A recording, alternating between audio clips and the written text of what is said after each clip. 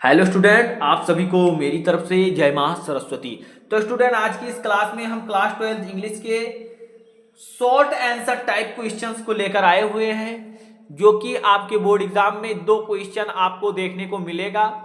मैंने आपको कहा था कि आपको the last lesson, loss spring and deep water 3 chapters का शॉर्ट आंसर टाइप क्वेश्चन या फिर लॉन्ग आंसर टाइप क्वेश्चन को मैं बहुत अच्छे से आपको बताऊंगा।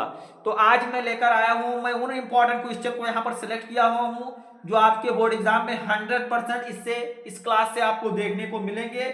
अगर आपने आज का सेक्शन एंड तक वॉच कर लिया तो इससे बाहर एक भी क्वेश्चन नहीं आने वाला है। मैं आपको क्वेश्चन का हिंदी भी बताऊंगा और उसके आंसर्स को भी बहुत अच्छे से, बहुत इजी वर्ड में मैं आपको बताऊंगा। तो अच्छे मैं स्क्रीनशॉट भी करवाऊंगा आपको, बहुत अच्छे से आप तैयार कर लीजिए। तो देखिए, फर्स्ट क्वेश्चन आपकी स्क्रीन पर है कि what was French expected to be prepared with for school that day. कहने का मतलब है कि उस दिन फ्रेंच को क्या तैयार करके स्कूल जाना था, मतलब स्कूल में उसको क्या वर्क मिला था, उसके टीचर्स ने क्या कहा था।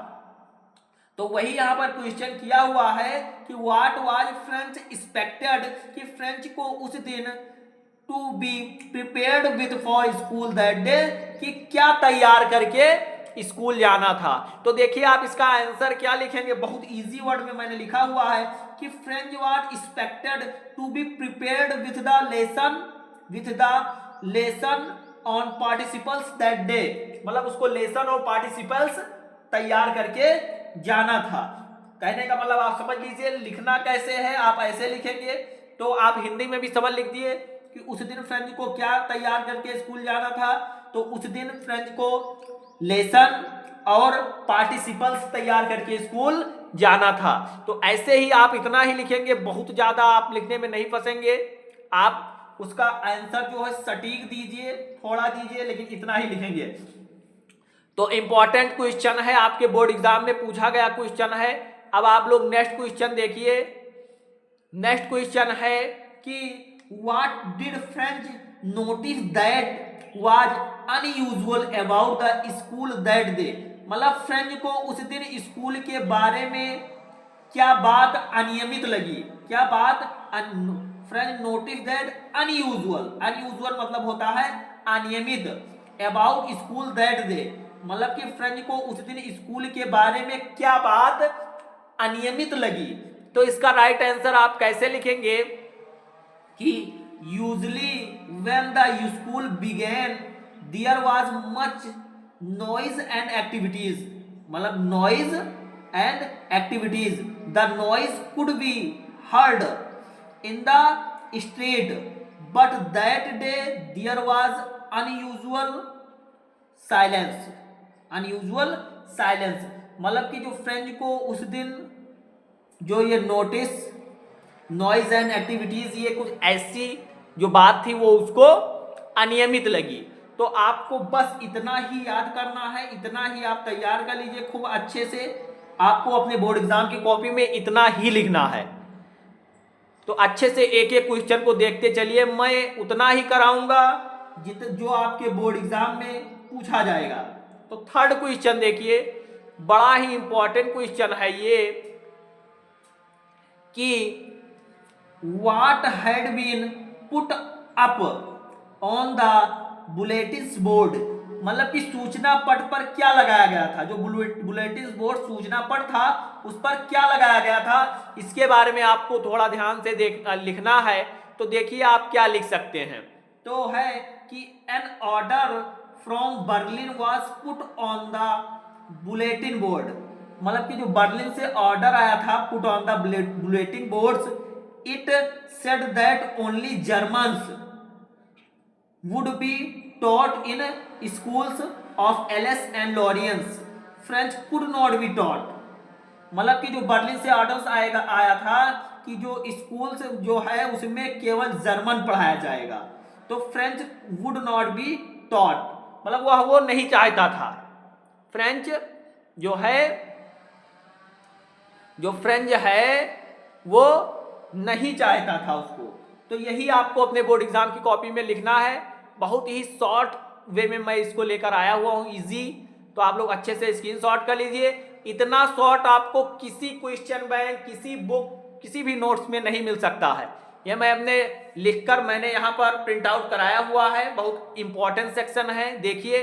फिर नेक्स्ट आपको क्या लिखना है कि बड़ा ही इंपॉर्टेंट सेक्शन, बड़ा ही इंपॉर्टेंट क्वेश्चन है कि what change did the order from Berlin cause in school that day. मतलब बर्लिन से आए आदेश से स्कूल में क्या परिवर्तन आया, मतलब जो बर्लिन से आदेश ऑर्डर आया था उससे स्कूल में क्या परिवर्तन आए, क्या चेंजेस हुए, इसके बारे में आपको लिखना है। तो आप क्या लिखेंगे कि it was M Hamel's last day at school, M Hamel's last day at school, he had put on his Sunday clothes to say goodbye to the school he had served for 40 years. Some old men of the village had also come there and occupied the back bench. They had come as a mark of honor to Mr. M. Hamel was unusually quiet and serious. There was pin drop silence. इतना ही आपको लिखना है, अच्छे से screenshot करते चलिए, तैयार करते चलिए। बस आपको इतना ही तैयार करना है, इससे बाहर नहीं तैयार करना है। क्वेश्चन को अच्छे से समझिए, फिर उसका हिंदी भी आप समझिए, आपको चीजें क्लियर होंगी। अब हम नेक्स्ट क्वेश्चन की तरफ मूव करते हैं। नेक्स्ट क्वेश्चन बड़ा ही इंपॉर्टेंट क्वेश्चन है, ये आपके बोर्ड एग्जाम में कई बार पूछा गया क्वेश्चन है। तो ध्यान से देखिए कि क्वेश्चन है कि व्हाट डिड हैमेल से अबाउट द फ्रेंच लैंग्वेज, मतलब फ्रेंच भाषा के बारे में एम हैमल ने क्या कहा। ये क्वेश्चन दूसरी तरीके से भी पूछा गया था आपके बोर्ड एग्जाम में कि what did M Hamel say about the language and its importance. Hamel ने भाषा और उसकी उपयोगिता के बारे में क्या कहा। बड़ा ही इंपॉर्टेंट क्वेश्चन है, हर बार पूछा जाने वाला क्वेश्चन है कि what did M Hamel say about the French language, कि फ्रेंच भाषा के बारे में हैमल ने क्या कहा। तो देखिए इसका आंसर आपको कैसे लिखना है, थोड़ा ध्यान से देखिए। आंसर है कि M Hamel declared that French was the most beautiful language of the world. मतलब कि जो भाषा है, फ्रेंच जो लैंग्वेज है, ये संसार में जो है बहुत सुंदर है। It was also the clearest and most logical of all language. He asked the people to guard it because it was the key of freedom, hence they must love and respect their own language. इतना ही आपको अपने copy में लिखना है, आप लोग इतना तैयार कर लीजिए। ये दो क्वेश्चन, एक ही क्वेश्चन दो प्रकार से पूछा जाता है और इंपॉर्टेंट है, स्क्रीनशॉट करते चलिए। इंपॉर्टेंट क्वेश्चन है, तो ये मैंने आपको 5 इंपॉर्टेंट क्वेश्चन करवाया फर्स्ट चैप्टर से। नेक्स्ट क्वेश्चन देखिए आपके सेकंड चैप्टर से है, बड़ा ही इंपॉर्टेंट क्वेश्चन है। ये लॉस्ट स्प्रिंग से पूछा गया है क्वेश्चन कि what is Saheb looking for in the garbage dumps. मतलब साहेब कचरे के ढेरों में क्या खोज रहा था। Where is he and where has he come from. वह कहाँ है और कहां से आया था। वेरी वेरी इंपॉर्टेंट क्वेश्चन है स्टूडेंट, कहा जाए तो ये वेरी वेरी इंपॉर्टेंट क्वेश्चन है, आप इसको अच्छे से तैयार कर लीजिए। हर बार पूछा गया ये क्वेश्चन है कि what is Saheb looking for the garbage dumps. मतलब जो साहेब है वो कचरे के ढेरों में क्या खोज रहा था। Where is he and where has he come from, वह कहां है और कहां से आया है। तो देखिए इसका आपको सटीक आंसर क्या लिखना है कि Saheb is looking for a rupee and a coin in the garbage dumps. जो साहेब है वो रुपए और सिक्के ढूंढ रहा था कचरे के ढेरों में। He is the neighbourhood of narrator, वह लेखक का पड़ोसी था, वह लेखक का पड़ोसी है। His family came from Dhaka Bangladesh and now lives in Seemapuri, a place on periphery of Delhi.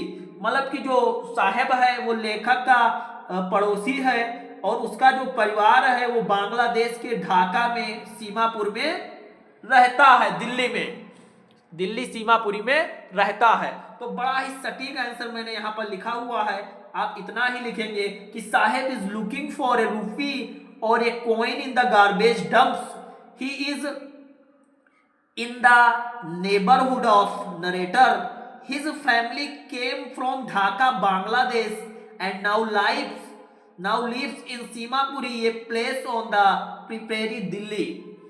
ये आपको लिखना है, बहुत बार पूछा गया क्वेश्चन है। सेकेंड चैप्टर लोस स्प्रिंग का फर्स्ट मोस्ट इंपॉर्टेंट क्वेश्चन है, ये पूछा गया है। स्क्रीनशॉट के लिए फिर हम नेक्स्ट क्वेश्चन की तरफ मूव करते हैं, और ये भी आपके बोर्ड एग्जाम की दृष्टि से बड़ा ही इंपॉर्टेंट क्वेश्चन है कि what explanation does the author offer for the children not wearing footwear. मतलब जो बच्चे बिना जूतों के घूमते हैं उनके बारे में लेखिका क्या स्पष्टीकरण देती है, क्या कहती है, जो लेखिका हैं वो क्या कहती हैं जो बच्चे बिना जूतों के घूमते हैं। कहा गया है कि what explanation does the author, लेखिका क्या स्पष्टीकरण कर देती हैं after for the children not wearing footwear, जो जूते पहने बिना हुए घूमते हैं। तो इसका सटीक आंसर क्या होगा, थोड़ा ध्यान से देखिए, अपने में ये बहुत ही इंपॉर्टेंट क्वेश्चन ये भी है। तो आप क्या लिखेंगे कि some people say that children go about barefoot because it is tradition. Tradition मतलब होता है परंपरा, मतलब कि परंपरा। But the author does not agree with them, but मतलब जो लेखिका है इससे एग्री नहीं है, सहमत नहीं है। She thinks that it is because of perpetual state of poverty, आप पुवर्टी। आपको स्टूडेंट इतना ही लिखना है, तैयार कर लीजिए। मैं बहुत ही इजी वर्ड में आपको आंसर्स लिखना बता रहा हूं। जाइए आप बुक उठाइए, क्वेश्चन बैंक उठाइए, इतना शॉर्ट में आपको कहीं नहीं मिलने वाला है। तो इसकी शॉर्ट करिए, अच्छे से तैयार करिए, फिर हम नेक्स्ट क्वेश्चन की तरफ मूव करते हैं। और ये स्क्रीन पर आपके नेक्स्ट क्वेश्चन है, बड़ा ही इंपॉर्टेंट क्वेश्चन है, ये भी आपके बोर्ड एग्जाम में पूछा गया क्वेश्चन है। तो देखिए, आइए हम क्वेश्चंस को रीड करते हैं। तो क्वेश्चन है कि it is Saheb happy working at the tea stall explain. मतलब क्या साहेब चाय के खोखे में काम करने में खुश है। मतलब जो साहेब है उसको चाय के खोखे में काम करने को बोला गया था, तो क्या उसमें खुश है, स्पष्ट करें, एक्सप्लेन करना है आपको। तो आपको लिखना है, बहुत सटीक आंसर है, आपको कुछ नहीं। No Saheb is not happy working at the tea stall, इतना ही लिख दीजिए। कोई भी एग्जामिनर एक भी नंबर आपको काट नहीं पाएगा आपका, केवल आप इतना ही लिख देंगे कि no Saheb is not happy working at the tea stall. He is ये not happy because he lost his freedom, वो स्वतंत्र रहना चाहता है। He is no longer his own master, he is someone servants, वो नौकर नहीं रहना चाहता है। तो स्क्रीन शॉट करिए, बस आप इतना ही लिख देंगे, या यहाँ से उठाइए यहाँ तक ही लिख दीजिए, कोई काट नहीं सकता है, लेकिन थोड़ा 40 वर्ड होना चाहिए, तो इसलिए यहाँ पर मैंने लिख दिया है। देखिए नेक्स्ट बड़ा ही इंपॉर्टेंट क्वेश्चन है, ये भी आप देख लीजिए, बहुत इजी वर्ड में मैंने आंसर्स को लिखा हुआ है कि what makes the city of Firozabad famous. मतलब जो फिरोजाबाद का शहर क्यों प्रसिद्ध है। What makes the city of Firozabad famous.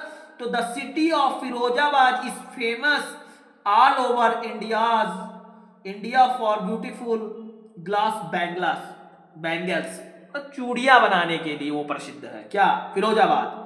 तो लिखेंगे आप the city of Firozabad is famous all over India for beautiful glass bangles. Screenshot करिए। ये जो छोटे छोटे आंसर्स हैं ये आपको इतना इंपॉर्टेंट हैं कि आपके बोर्ड एग्जाम में हर हाल में ये पूछे जाएंगे। तो नेक्स्ट क्वेश्चन देखिए, नेक्स्ट क्वेश्चन इंपॉर्टेंट क्वेश्चन है, थोड़ा ध्यान से देखिए कि हु वाज मुकेश, मुकेश कौन था, व्हाट वाज हिज एम्बिशन, उसकी महत्वाकांक्षा क्या थी। एम्बिशन मतलब होता है, एम्बिशन मतलब होता है महत्वाकांक्षा। तो मुकेश कौन था, उसकी महत्वाकांक्षा क्या थी। देखिए मैंने सटीक आंसर्स को लिखा है कि Mukesh was the son of a poor bangles maker of Firozabad, मतलब कि एक चूड़ी बनाने वाले गरीब घर का बेटा था। He dreamed dreamed of becoming a motor machine mechanic and car driver. He in fact he insisted on becoming his own master. इतना ही आपको अपने बोर्ड एग्जाम में लिखना है, बस इंपॉर्टेंट है। नेक्स्ट देखिए, मैं एक क्वेश्चन आपको और करा रहा हूं, ये भी आपके बोर्ड एग्जाम की दृष्टि से वेरी इंपॉर्टेंट क्वेश्चन है। क्वेश्चन है कि why did Saheb join the job at the milk booth, मतलब साहेब ने मिल्क बूथ पर काम क्यों किया। साहेब ने मिल्क बूथ पर काम क्यों किया, तो साहेब ज्वाइंड द जॉब होगा वहां the eight the milk booth because he needed more money and food, for that he was paid ₹800 for this his service, मतलब उन्होंने 800 रुपए में नौकरी की। तो इंपॉर्टेंट क्वेश्चन है, आपके बोर्ड एग्जाम में पूछा गया क्वेश्चन है, तो स्क्रीनशॉट कर लीजिए, फिर हम सेक्शन को आगे बढ़ाते हैं। हाँ, तो लॉस स्प्रिंग चैप्टर से ये लास्ट मोस्ट इंपॉर्टेंट क्वेश्चन है, थोड़ा ध्यान से तैयार कर लीजिए, ये भी आपके बोर्ड एग्जाम की दृष्टि से बहुत ही इंपॉर्टेंट चैप्टर है। देखिए, what conditions complete Saheb to wander in the streets of Delhi for rag picking, मतलब साहेब को किन परिस्थितियों ने दिल्ली की गलियों में कूड़ा बीनने के लिए मजबूर किया। इंपॉर्टेंट क्वेश्चन है कि व्हाट कंडीशंस, वो कौन सी ऐसी परिस्थिति थी जिसने साहेब को दिल्ली की गलियों में कूड़ा बीनने के लिए मजबूर किया। तो आंसर इसका क्या होगा कि Saheb was a rag picker, Saheb was a rag picker who had left Dhaka and came Seemapuri, मतलब साहेब है वो कूड़ा बेचने वाला है जो कि ढाका सीमापुरी से है। In total their poverty was the plight that compel Sahib and others like him to wander in the streets of Delhi। इतना ही आपको अपने बोर्ड एग्जाम की कॉपी में लिखना है, इंपॉर्टेंट है, क्वेश्चंस आपको देखने को मिल जाएंगे। आपने इस सेक्शन को एंड तक वॉच किया, मैं कह रहा हूं 100% आपको क्वेश्चंस देखने को मिलेंगे, इस सेक्शन से बाहर एक भी क्वेश्चन नहीं आने वाला है। अब हम नेक्स्ट चैप्टर्स पर चलते हैं।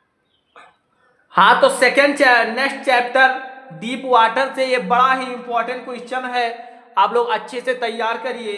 देखिए फर्स्ट क्वेश्चन है आपकी स्क्रीन पर कि how did this experience affect him, मतलब इस अनुभव से उस पर क्या प्रभाव पड़ा, इस अनुभव से उस पर क्या प्रभाव पड़ा।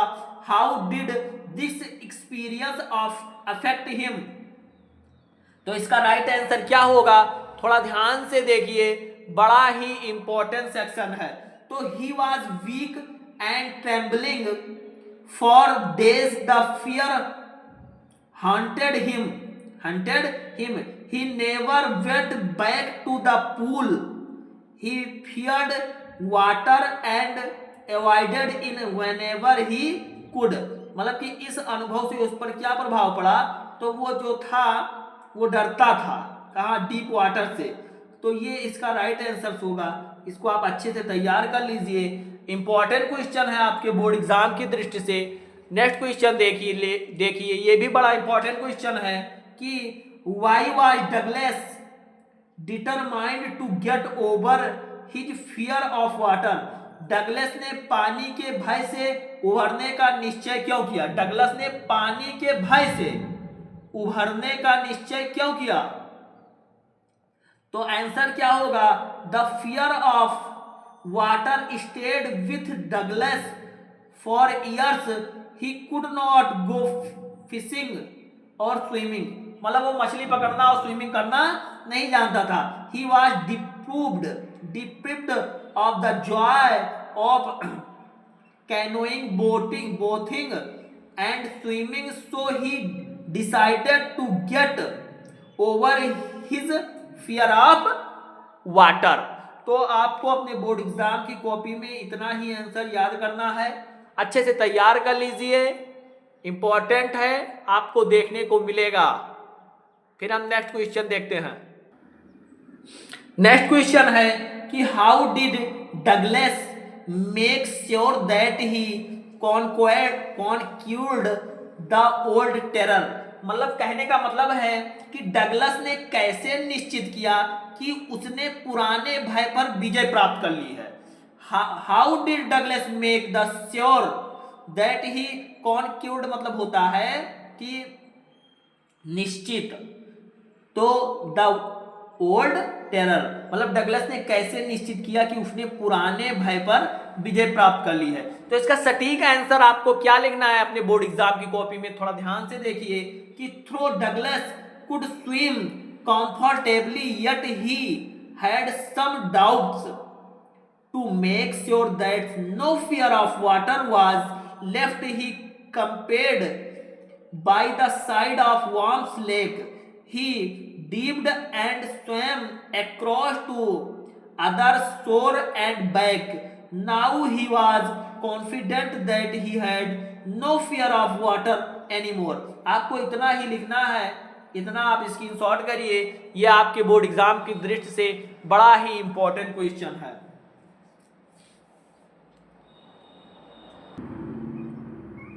हाँ, तो नेक्स्ट क्वेश्चन है कि when Douglas released that he was sinking, how did he plan to save himself.